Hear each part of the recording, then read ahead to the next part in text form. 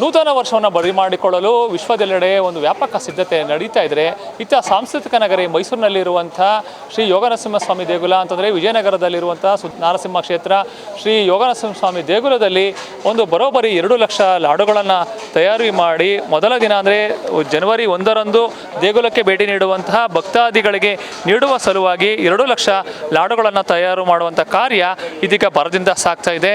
ಸುಮಾರು 60 ಮಂದಿ ನುರಿತ ಬಾಣಸಿಗರು ಈ ಒಂದು ಲಡ್ಡು ತಯಾರಿಕಾ ಕಾರ್ಯದಲ್ಲಿ ಭಾಗಿಯಾಗಿದ್ದಾರೆ. ಇನ್ನು ಕಳೆದ 1994ನೇ ಇಸ್ವಿಯಲ್ಲಿ ಅಂದಾಜು ಸುಮಾರು 1,000 ಲಡ್ಡುಗಳನ್ನು ವಿತರಣೆ ಮಾಡುವ ಮುಖಾಂತರ ಆರಂಭವಾದಂತಹ ಈ ಒಂದು ಕೈಂಕರ್ಯ ಒಂದು ನಂತರದ ವರ್ಷಗಳಲ್ಲಿ ಲಕ್ಷ ಲಡ್ಡುಗಳನ್ನು ವಿತರಿಸುವಂತಹ ಸ್ಥಿತಿಗೆ ಬಂದು ತಲುಪಿತು. ಈ ವರ್ಷ ಕೂಡ ಸುಮಾರು 2 ಲಕ್ಷ ಲಡ್ಡುಗಳನ್ನ ಒಂದು ತಯಾರು ಮಾಡುವಂಥ ಕಾರ್ಯ ಇದೀಗ ಇಲ್ಲಿ ಭರದಿಂದ ಸಾಗ್ತಾ ಇದೆ.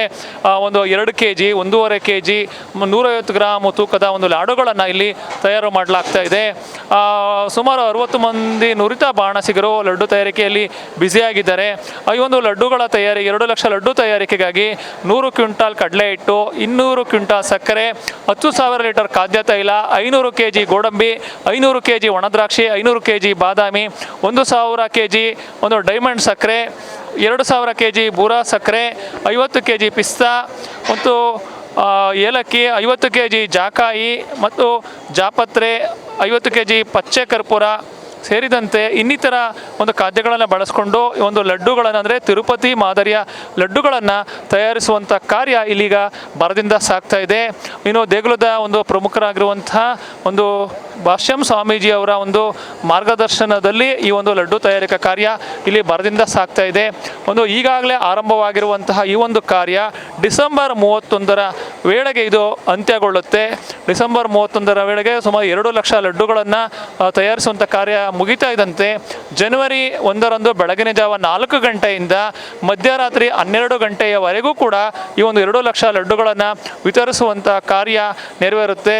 ಇದರ ಪ್ರಮುಖ ಉದ್ದೇಶ ಏನಂತಂದರೆ ಲೋಕ ಕಲ್ಯಾಣಾರ್ಥವಾಗಿ ಮೊದಲ ದಿನವೇ ಅಂದರೆ ಜನವರಿ 1ರಂದು ದೇವರಿಗೆ ಒಂದು ಶ್ರೀ ಯೋಗನರಸಿಂಹಸ್ವಾಮಿ ದೇವರಿಗೆ ಒಂದು ವಿಶೇಷ ಪೂಜಾ ಕೈಂಕರ್ಯಗಳು ವಿವಿಧ ಬಗೆಯ ಅಭಿಷೇಕಗಳನ್ನು ನೆರವೇರಿಸಿದ ಬಳಿಕ ಈ ಒಂದು